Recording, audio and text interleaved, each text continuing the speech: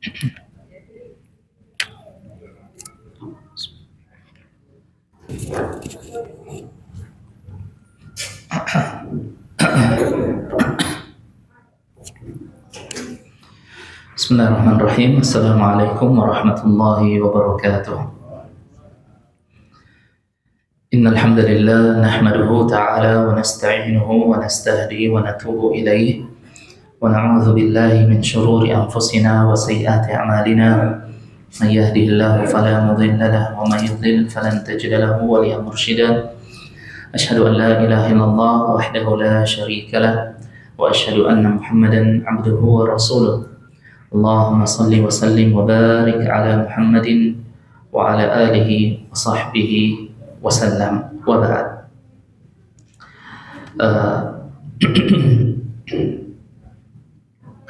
Hadirin ma'asyiral muslimin yang semoga dirahmati oleh Allah Subhanahu wa taala. Alhamdulillah, pada kesempatan yang mulia ini kita kembali dikumpulkan di masjid kita ini, masjid yang kita cintai, dan salam serta salawat senantiasa tercurahkan kepada Rasulullah sallallahu alaihi wasallam serta seluruh sahabat, keluarga dan sahabat-sahabat beliau, dan kepada setiap dari umat beliau yang senantiasa istiqamah di dalam mengikuti jejak sunnah-sunnah Rasulullah sallallahu alaihi wasallam. Hadirin ma'asyiral muslimin rahimakumullah. Pada kesempatan ini kita akan melanjutkan pembahasan kita pada sirah nabawiyah, yang dimana kita masuk pada pembahasan tentang nasab Rasulullah sallallahu alaihi wasallam, atau silsilah garis keturunan ya, dari buyut atau kakek-kakek buyut Rasulullah alaihi assalatu wassalam. Hal yang pertama yang perlu kita ketahui bahwasanya Nabi sallallahu alaihi wasallam adalah seorang manusia yang terbaik yang Allah ciptakan di atas dunia ini, dari Nabi Adam alaihissalam sampai kepada manusia yang terakhir. Rasulullah adalah manusia yang terbaik, dan salah satu di antara kebaikan tersebut berada pada nasab atau garis ya, keturunan dari kakek-kakek buyut beliau, dari pendahulu-pendahulu beliau, dari bapak beliau, dari kakek, dan seterusnya ke atas. Yang dimana dalam hadis yang diriwayatkan oleh Abu Sufyan yang pernah kita bahas sebelumnya, ketika beliau bertemu dengan Heraklius, pemimpin dari kerajaan Romawi, dan Heraklius bertanya kepada Abu Sufyan, "Kaifa nasabuhu fikum?" Bagaimana nasabnya Muhammad di antara kalian? Kata Abu Sufyan, "Huwa dhu nasabin fina," bahwa Muhammad itu memiliki nasab ya, atau berasal dari keluarga atau keturunan yang baik. Dan ini adalah persaksian ya, bukan dari umat Rasulullah ya, dari musuh Rasulullah atau musuh dari Islam itu sendiri ya, yaitu Heraklius dan Abu Sufyan yang pada saat itu masih dalam keadaan musyrik, belum beriman, tetapi ia bersaksi bahwasanya Rasulullah berasal dari keluarga yang terpandang. Adapun nasab beliau, para ulama bersepakat bahwasanya Rasulullah SAW nasabnya yaitu Muhammad bin Abdullah bin Abdul Muttalib bin Hashim bin Abdi Manaf bin Qusay bin Kilab bin Murrah bin Ka'ab bin Lu'ay bin Ghalib bin Fihr bin Malik bin Nadar bin Kinanah bin Khuzaimah bin Mudrikah bin Ilyas bin Mudar bin Nizar bin Ma'ad bin Adnan. Para ulama bersepakat dengan nama-nama ini, ya, sampai ke Adnan saja. Adapun setelah atau di atas dari Adnan, maka tidak ada pendapat yang sahih atau yang benar yang menunjukkan tentang nasab Rasulullah SAW. Tetapi pada intinya Adnan ini berasal dari keturunan Nabi Allah Ismail alaihi assalatu wassalam. Ya, adapun nama-nama yang telah kita sebutkan barusan, ya, itu adalah nasab silsilah, ya, yang telah disepakati oleh para ulama. Hadirin ma'asyiral muslimin rahimakumullah. Ya. Rasulullah sallallahu alaihi wasallam, ya, di dalam hadis yang diriwayatkan oleh Imam Al-Bukhari oleh sahabat yang mulia Abu Hurairah radhiyallahu anhu, beliau mengatakan sesungguhnya Rasulullah bersabda, "Bu'istu min khairi quruni bani Adam qarnan faqarnan." Bahwa aku diutus oleh Allah di zaman yang terbaik sejak zaman Nabi Adam, hatta kuntu minal qarni alladhi kuntu minhu, ya, sampai Allah Subhanahu wa taala menetapkanku hidup pada zaman di mana Rasulullah hidup. Artinya hadis ini mengajarkan kepada kita, ya, bahwa salah satu di antara kemuliaan Rasulullah sallallahu alaihi wasallam adalah kehadiran beliau, sebab yang dimana Allah Subhanahu wa taala menjadikan zaman atau waktu di mana Rasulullah hidup pada waktu tersebut sebagai sebaik-baik waktu atau sebaik-baik zaman. Ya, sejak zaman Nabi Adam, kata Rasulullah, ya, bu'istu min khairi qurun. Saya diutus oleh Allah pada waktu yang terbaik.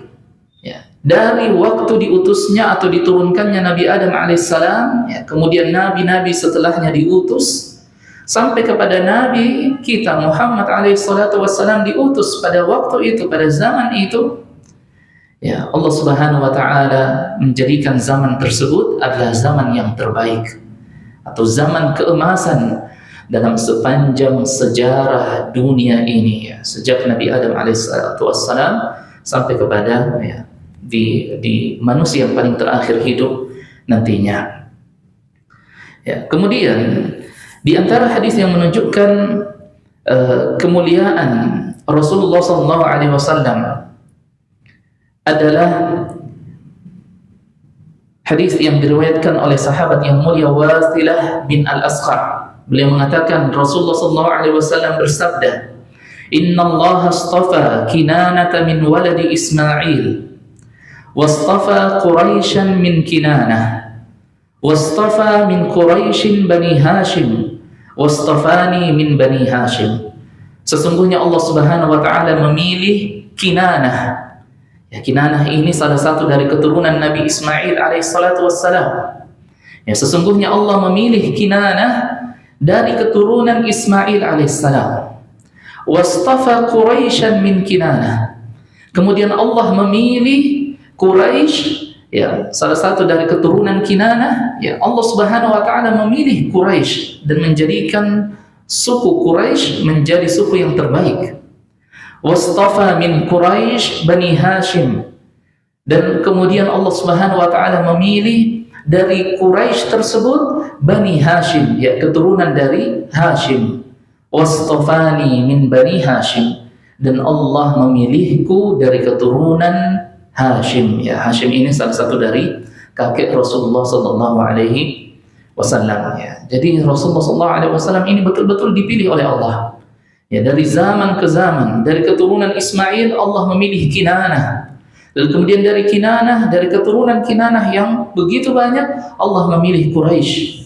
Dan kemudian dari Quraisy yang begitu banyak, Allah memilih anak dari Hashim. Dan kemudian, ya, dari keturunan Hashim ini Allah Subhanahu wa taala memilih Rasulullah sallallahu alaihi wasallam. Ya, olehnya ya, sebenarnya jika musuh-musuh Rasulullah di zaman ya ketika Rasulullah berdakwah lalu kemudian dakwah Rasulullah itu dicegah ya, dan ya, berusaha orang-orang kafir Quraisy itu terutama pemimpin-pemimpinnya untuk bagaimana dakwah Rasulullah ini berhenti. Ya, salah satu cara mereka ya, mencari jalan keluar bagaimana Rasulullah ini bisa berhenti dari dakwahnya. Ya, mereka datang kepada Rasulullah dan mereka mengatakan, ya, salah satu yang antara mereka adalah Abu Jahal.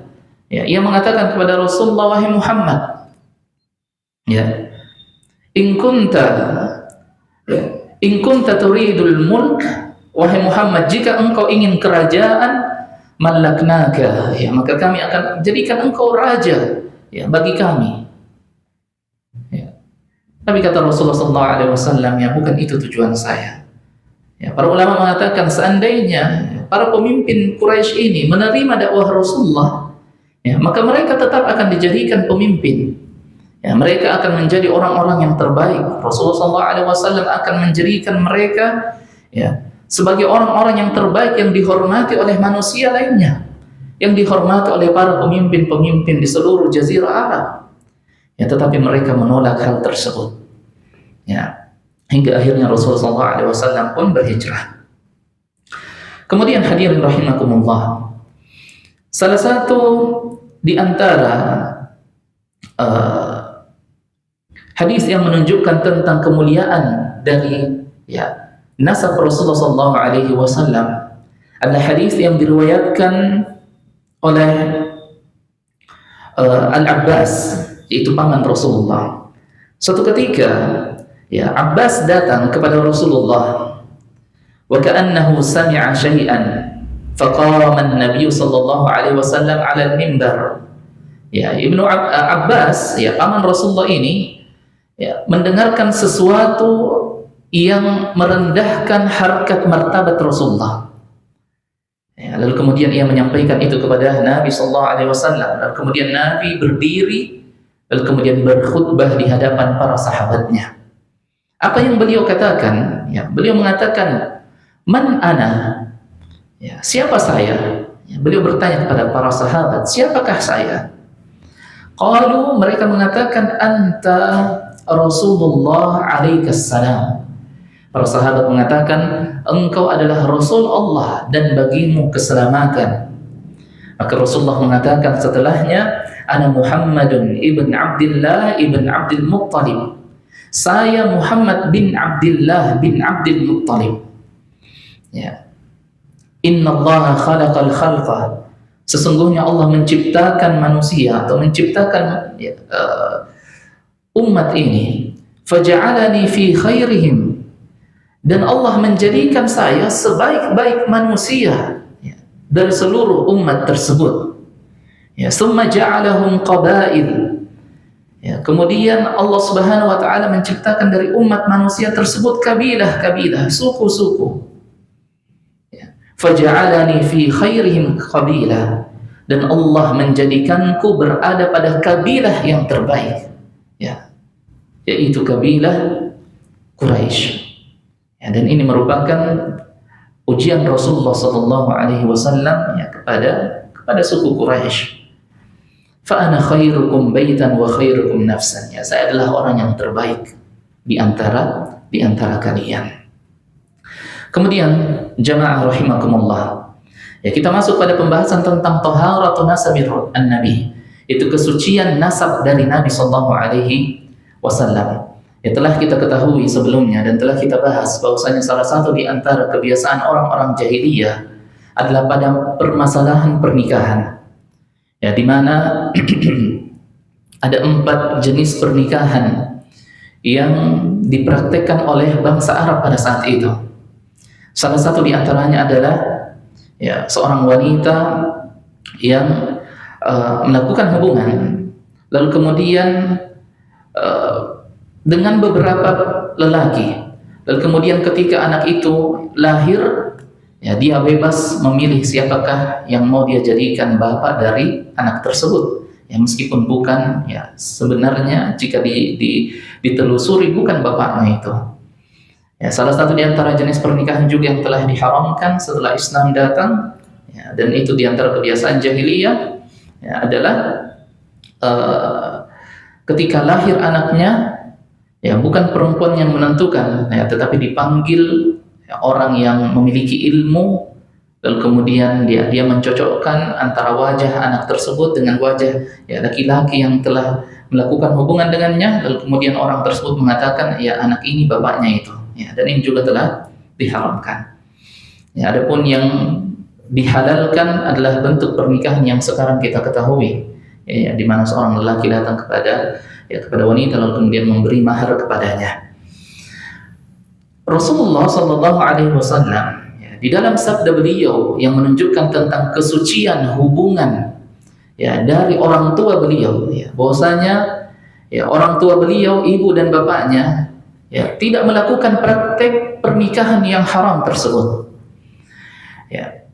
Dalam hadis yang diriwayatkan oleh Ali bin Abi Thalib radhiyallahu anhu, Nabi sallallahu alaihi wasallam bersabda, "Kharajtu min nikahin." Saya keluar atau lahir dari hubungan pernikahan. "Walam akhruj min sifahin." Dan saya tidak lahir, ya, dari hubungan yang telah diharamkan, ya, yang terjadi pada zaman jahiliyah. Sifah itu zina. Ya.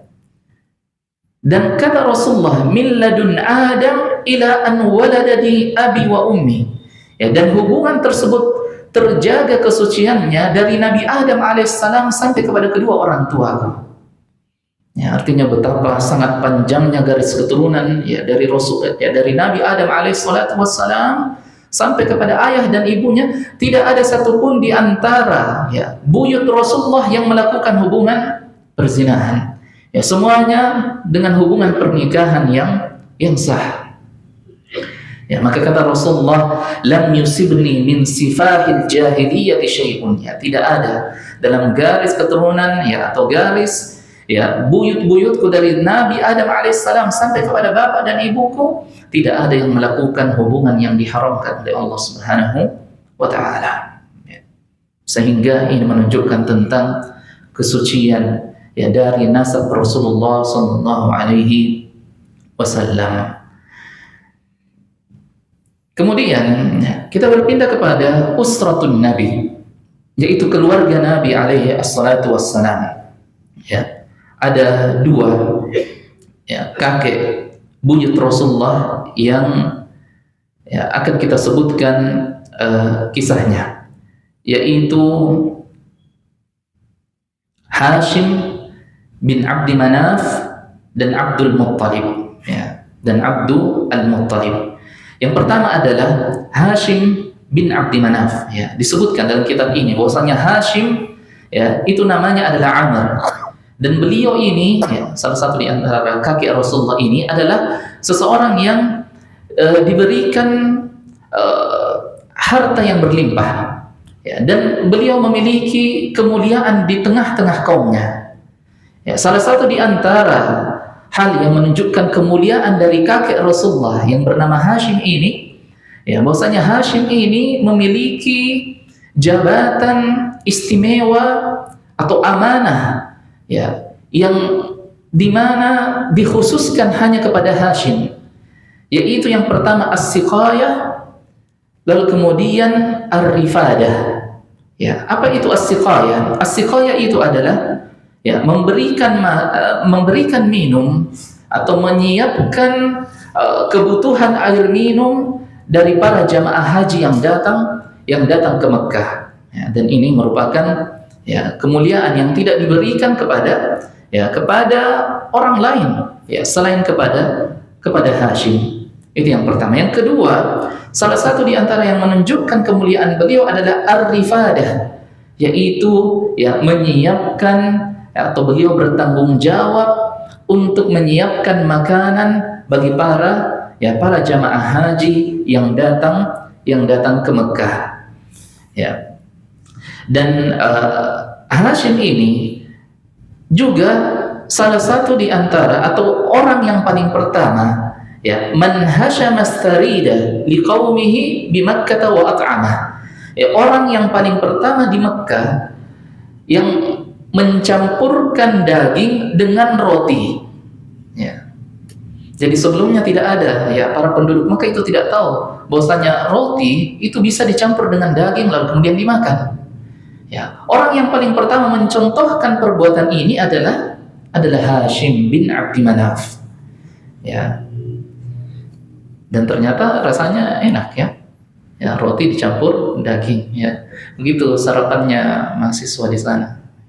Ya, atau semua orang di sana di Saudi, ya. Kecuali mungkin jamaah umroh atau haji orang Indonesia. Ya, kalau sarapannya tetap cari nasi mungkin. Ya, tetap nasi. Ya, tidak cukup roti. Ya. Ya, tapi kalau kita sudah tinggal 1 tahun, 2 tahun, ya, atau bahkan 4 tahun, ya sudah terbiasa. Ya, sebagian orang, ya, kalau saya pribadi tidak terbiasa juga, ya, padahal 5 tahun tinggal di sana, ya, tidak terbiasa sarapan roti dengan daging, ya, harus nasi memang. Ya. Iya, maka akhirnya, ya, ini menjadi kebiasaan bangsa Arab sampai pada hari ini. Dan beliau juga orang pertama yang memberikan pengajaran kepada kaumnya, ya, yaitu man sanna rihlatain, ya, yang mencontohkan atau memberikan pelajaran tentang 2 perjalanan. Ya, di dalam surah Quraisy Allah Subhanahu wa taala menyebutkan, ya, liila fi Quraisy, ya, bahwasanya di antara kebiasaan Quraisy itu adalah rihlatasy syita was-saif. Mereka melakukan perjalanan, ya, perjalanan perdagangan, kafilah perdagangan keluar dari Mekah, ya, membawa barang-barang untuk dijual, ya, pada saat musim dingin dan pada saat musim panas. Musim dingin mereka ke Yaman, ya, karena pada saat itu Yaman salah satu, ya, daerah atau, ya, Yaman itu merupakan salah satu negara adidaya pada saat itu, ya, di zaman Rasulullah SAW. Ya, jadi pada musim dingin beliau ke Yaman dan pada musim panas beliau ke Syam. Ya. Dan yang mengajarkan itu adalah Hashim bin Abdi Manaf, ya, kakeknya Rasulullah SAW, sampai akhirnya menjadi kebiasaan, ya, dari bangsa Arab sampai di zaman tersebut, ya, sampai di zaman tersebut. Dan Hashim bin Abdi Manaf ini suatu ketika beliau keluar, ya, mengadakan perjalanan perdagangan ke negeri Syam, ya. Lalu kemudian ketika beliau tiba di Madinah, ya, atau singgah di Madinah, ya, beliau bertemu dengan calon istrinya, ya. Pada akhirnya beliau menikahinya, yaitu Salma binti Amr, ya, Salma binti Amr. Dan Salma binti Amr ini istri dari Hashim. Sebelum Hashim menikahinya, ya, Salma ini adalah seorang wanita yang sangat terpandang di kota Madinah, ya, seorang wanita yang sangat terpandang, ya, bahkan saking terpandangnya beliau, ya, sebagai seorang wanita, ya, jika beliau tidak menyenangi suaminya lagi, ya, beliaulah yang menceraikan suaminya. Ya, bahwa saya tidak mau lagi dengan kamu. Ya, lalu kemudian datanglah, ya, laki-laki melamar beliau. Tetapi, ya, atau ternyata, ya, setelah Salma ini menceraikan suaminya, ya, karena membencinya, ya, entah dengan sebab apa, ya, beliau membencinya, datanglah Hashim ini, lalu kemudian, ya, melamar dan menikahi Salma. Kemudian, ya, akhirnya Salma pun hamil, ya, dari pernikahan dengan Hashim. Dan dari Salma ini lahirlah seorang anak yang bernama Syaibah, ya, yang bernama Syaibah. Adapun Hashim, ya, beliau melanjutkan perjalanannya ke negeri Syam, dan ketika beliau sampai ke kota Gaza atau Palestina, ya, ibu kota Palestina yaitu Gaza, beliau sakit di sana, lalu kemudian beliau wafat di sana. Ya, sehingga yang tersisa adalah Salma dan anaknya yaitu yaitu Syaibah. Ya. Dan ini perlu kita ingat Syaibah, ya, karena berhubungan dengan setelahnya, yaitu dengan Abdul Muttalib bin Hashim. Ya. Jadi Abdul Muttalib ini kakeknya Rasulullah SAW, nama sebenarnya adalah Syaibah, bukan Abdul Muttalib. Ya. Jadi nama sebenarnya adalah Syaibah, bukanlah Abdul Muttalib. Ya, ada kisahnya. Kenapa bisa berubah namanya menjadi Abdul Muttalib? Ya, telah kita ketahui sebelumnya bahwasanya Hashim telah meninggal dunia di Gaza atau Palestina dalam perjalanan perdagangannya. Di detik-detik sebelum wafatnya beliau berpesan kepada saudaranya yang bernama Muttalib, ya, saudara dari Hashim. Ya. Beliau berpesan kepada saudaranya untuk mewarisi jabatan atau amanah yang telah diberikan kepadanya di kota Mekkah, yaitu as-siqayah dan ar-rifadah, ya, bertanggung jawab terhadap makan dan minum daripada jamaah haji yang datang ke kota Mekkah. Ya, dan Muttalib ini juga adalah salah seorang yang dihormati di kota Mekkah. Ya, sampai beliau diberi gelar sebagai Al-Faidah. Ya, Al-Faidah yang dimaksud adalah ya, kemuliaan dan kebaikan yang begitu banyak sampai ya, kemuliaannya itu ya, banjir, artinya ya, tertumpah-tumpah. Ya. Ya, saking banyaknya kemuliaan dan kebaikannya. Ya. Siapa? Yaitu Al-Muttalib, saudara dari Hashim. Maka ya, kita kembali kepada Syaibah, anaknya Hashim.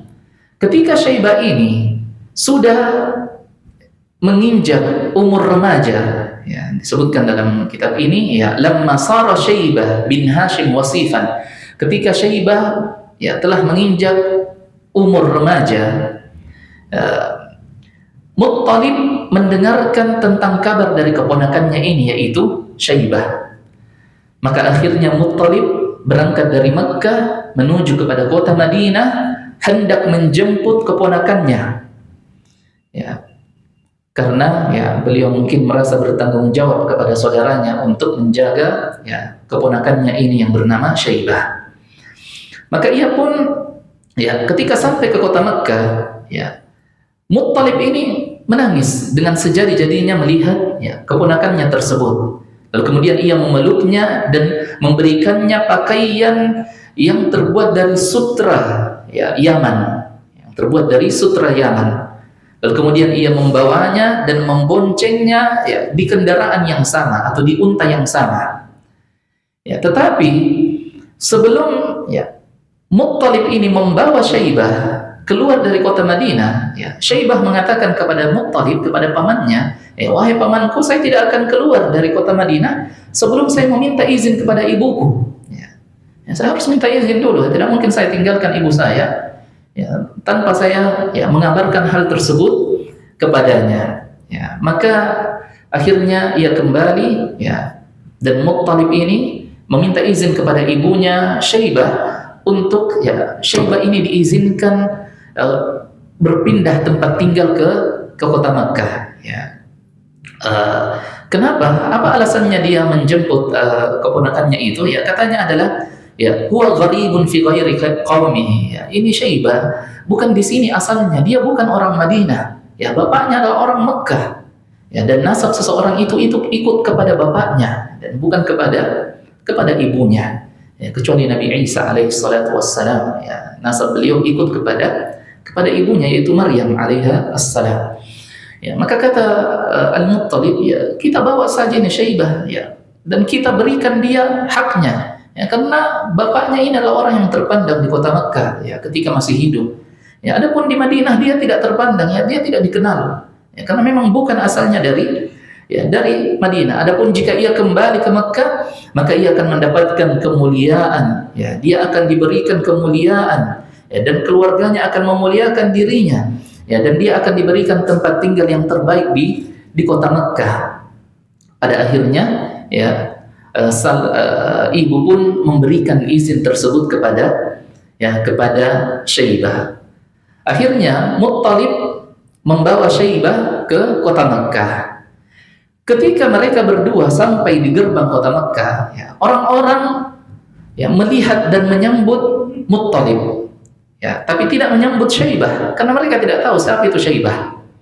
Sehingga mereka mengatakan, ya, selamat datang wahai Muttalib, ya, dan mereka mengatakan juga Muttalib datang membawa seorang budak yang telah ia beli. Ya, jadi mereka mengira bahwasanya Syaibah ini budak yang dibeli oleh Muttalib. Maka Muttalib pun mengatakan, waihakum, ya, celakalah kalian, innama huwa ibnu akhi Hashim. Ini, ya, orang yang saya bawa ini adalah anak saudara saya, yaitu Hashim. Ya, qadimtu bihi minal Madinah, ya, saya membawanya dari kota Madinah. Nah, sejak saat itulah, ya, akhirnya orang-orang memanggil Syaibah sebagai Abdu Al-Muttalib, ya, hambanya atau budaknya Al-Muttalib, ya. Tapi sebenarnya nama asli dari Abdul Muttalib adalah Syaibah, ya, adalah Syaibah. Ya. Kemudian kita berpindah kepada Abdul Muttalib atau Syaibah ini. Ya. Akhirnya Al-Muttalib pun wafat dan kekuasaan berpindah kepada Abdul Muttalib, ya, kakek Rasulullah SAW yang sempat bertemu dengan Rasulullah, ya, ketika beliau masih kecil. Ya. Ketika beliau lahir, ya, dibawalah Rasulullah kepada Abdul Muttalib. Lalu kemudian Abdul Muttalib mengangkatnya, lalu kemudian mengatakan, ya, orang ini atau anak ini namanya Ahmad, ya, yang memberi nama Rasulullah Ahmad.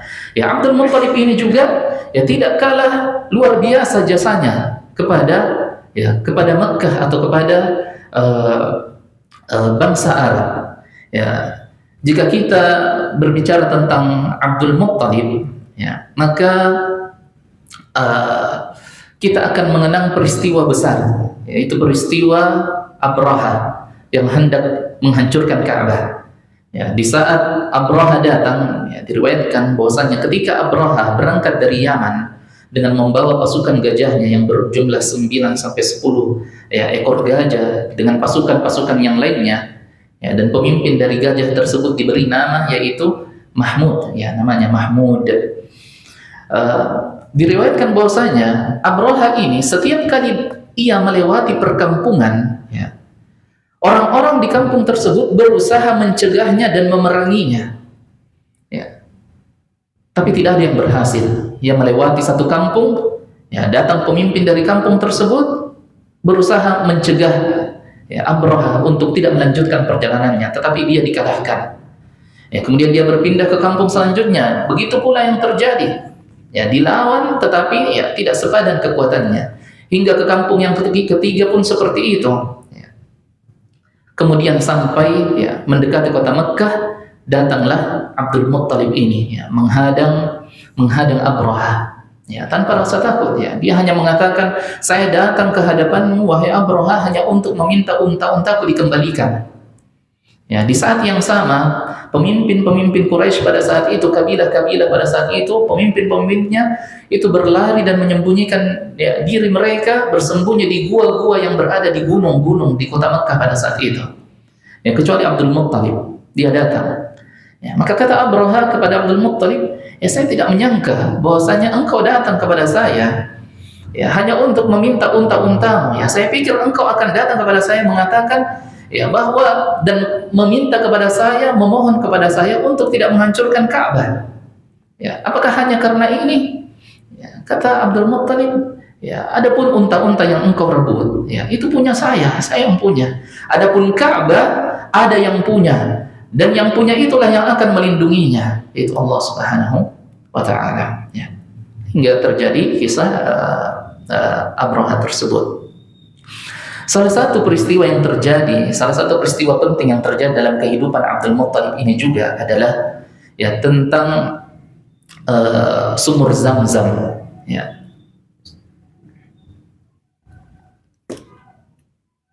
Jadi di zaman beliau atau di zaman kakek-kakek Rasulullah, sumur Zamzam itu hilang, ya, tidak diketahui keberadaannya, disebabkan karena peperangan, ya, dan orang-orang tidak lagi terlalu memperdulikan sumur Zamzam hingga akhirnya dia tertimbun, lalu kemudian, ya, tidak diketahui keberadaannya sampai kepada zaman dari Abdul Muttalib ini. Ya. Di dalam hadis yang diriwayatkan oleh Ali bin Abi Thalib, radhiyallahu anhu. Ya, beliau mengatakan, ya, Ali bin Abi Thalib ini cucunya juga ya, Abdul Muttalib, ya, salah seorang cucu dari Abdul Al-Muttalib. Ya, beliau mengatakan qala Abdul Muttalib, ya, berkata Abdul Muttalib, inni lanaimun fil hijr. Suatu ketika ya saya tidur di kamar, ya. Idz atani atin, lalu kemudian datang di dalam mimpiku ya seseorang. Faqala li ihfir Thaibah. Kemudian orang itu mengatakan galilah Thaibah. Ya. Thaibah ini nama tempat ya mungkin ya. Qala qultu wa ma Thaibah. Kata Abdul Muttalib, apa itu Thaibah? Qala thumma dhahaba anni. Ya, tidak sempat dijawab, orang tersebut pun pergi. Ya, ini dalam mimpi beliau. Qala falamma kana al-ghad. Ya, ketika besok harinya datang, raja'tu ila madji'i fanimtu fihi. Ya, saya tidur. Kemudian datang lagi orang tersebut ke dalam mimpiku. Faqala ihfir au uhfur barrah. Galilah barrah. Ya, jadi kalau yang pertama galilah Thaibah, sekarang ya katanya galilah barrah. Qala qultu wa ma barrah. Kata Abdul Muttalib, apa itu barrah? Qala thumma dhahaba anni. Kemudian orang itu pergi tanpa ya menjawab pertanyaan tersebut. Falamma kana al-ghad raja'tu ila madji'i. Kemudian besoknya kembali lagi. Ya, orang itu datang ke dalam mimpi lalu mengatakan, "Uhfur al-madnunah." Ya, galilah al-madnunah. Ia bertanya, "Mal madnunah? Apa itu madnunah?" Kemudian orang itu pergi. Keesokan harinya kembali lagi orang tersebut. Ya, tetapi ia mengatakan, "Uhfur Zamzam." Ya, galilah Zamzam. Ya, qultu wa ma Zamzam. Ya, apa itu Zamzam? Ya, berarti ya memang hilang dari sejarahnya ya. Abdul Muttalib tidak tahu apa itu Zamzam. Ya, dia bertanya, apa itu Zamzam? Qala la tunzaf abadan wa la tuzam. Ya, Zamzam kata orang tersebut di dalam mimpi, Zamzam la tunzaf abadan, ya. Tidak akan pernah kering selama-lamanya. Ini juga dalil bahwasanya ya air Zamzam tidak akan pernah mengalami kekeringan. Ya. Wala tuzam, ya, dan juga tidak akan tercela air tersebut. Tasqil hajij al-a'zam, yang dengannya engkau, ya, kata orang dalam mimpi itu, engkau akan memberikan minum kepada ya para jamaah haji. Wa hiya bainal farthi wad dami inda naqratil ghurabil a'sam. Ya, posisinya kata orang itu berada ya pada patungan seekor burung gagak, ya. Seekor burung gagak yang sayapnya berwarna putih. Inda qaryatin namal, yang berada di sebuah ya, kampung semut, ya. Yang berada di sebuah perkampungan semut. Ya, artinya ya, mungkin sudah dikerumuni oleh semut sumur Zamzam tersebut. Ya. Qala falamma buyyina lahu sya'naha wa dulla 'ala mawdi'iha wa 'arafa annahu qad sadaq qadala bi mi'walihi. Ya, ketika Abdul Muttalib ini sudah bertanya ke sana kemari, ya, menanyakan kepada orang-orang tentang ciri-ciri tersebut. Ya. Dan akhirnya dia mengetahui keberadaannya, ya, dia datang ke tempat tersebut dengan membawa cangkulnya. Ya, dan kemudian ya ia pun mencangkul ya, tempat tersebut. Ya, disaksikan oleh orang-orang Quraisy juga, pemimpin-pemimpin Quraisy pada saat itu. Ya, ketika ia mencangkulkan ya atau ketika dia menggali tempat tersebut, ya keluarlah air itu, ya, yaitu air Zamzam. Tetapi ketika air Zamzam ini sudah keluar, ya, para pemimpin Quraisy ini mengatakan kepada Abdul Muttalib, "Wahai Abdul Muttalib, ya hendaknya sumur ini dibagi rata kepada kita semua juga." Mereka juga mau. Ya. Kata Abdul Muttalib, tidak, ya ini hak saya, ya ini dikhususkan kepada saya. Ya, kalian tidak ada usaha kalian. Ya. Yang datang ke dalam mimpiku adalah ya saya, tidak ada yang didatangi. Ya, mimpinya di antara kalian. Ya. Dan yang mencarinya, menggalinya adalah saya. Ya, masa ketika keluar kalian hanya meminta saja. Ya. Sampai disebutkan hampir saja terjadi peperangan di antara pemimpin-pemimpin suku pada saat itu. Hingga akhirnya Abdul Muttalib mengatakan kepada mereka, kalau begitu daripada kita bertengkar berperang, kita mendatangi seorang wanita penyihir atau wanita dukun di negeri Syam. Dan salah satu di antara kebiasaan jahiliyah yaitu ketika mereka berselisih paham, mereka mendatangi dukun, dukun wanita di Syam. Rupanya di negeri Syam mungkin ada seorang penyihir wanita yang terkenal. Maka mereka pun akhirnya berangkat. Di tengah perjalanan mereka kehabisan perbekalan makan dan minumnya, kehabisan, dan mereka tidak melanjutkan perjalanan, berhenti di suatu tempat. Maka kata mereka, sungguh kita akan binasa, kita akan binasa di tempat ini, kita akan mati semuanya di tempat ini. Perbekalan sudah habis dan tidak mungkin kita melanjutkan perjalanan kita, ataupun kita kembali. Semuanya tidak ada pilihan keselamatan. Maka kata Abdul Muttalib, kalau begitu, masing-masing di antara kita, mumpung masih ada tenaganya, masing-masing di antara kita menggali kuburannya masing-masing. Mumpung masih ada tenaga. Jangan sampai ada yang mati, kemudian kita galikan kubur baginya, menghabiskan tenaga saja. Kalau kita gali untuk diri kita masing-masing. Akhirnya mereka menggali kuburan untuk mereka masing-masing. Ketika kuburan tersebut selesai dikerjakan, dan masing-masing sudah punya kuburannya masing-masing, Abdul Muttalib merenung, mengatakan, kalau kita tinggal di tempat ini, kita akan mati. Kalau kita melanjutkan perjalanan, kita pun akan mati. Daripada kita tinggal menunggu mati, mending kita melanjutkan perjalanan, siapa tahu ada jalan keluar di depan. Maka Abdul Muttalib pun mengambil untanya atau kudanya. Ketika beliau menarik unta atau kudanya, lalu kemudian untanya itu menghentakkan kakinya ke tanah. Di saat untanya menghentakkan kakinya itu, keluar sumber air dari hentakan kaki unta tersebut. Ketika keluar sumber air itu, orang-orang atau pemimpin dari Quraisy akhirnya sadar. Dan mereka mengatakan, benar-benar sumur Zam-Zam tersebut adalah kepunyaan dari Abdul Muttalib, tidak bisa kita ganggu. Ini buktinya sekarang.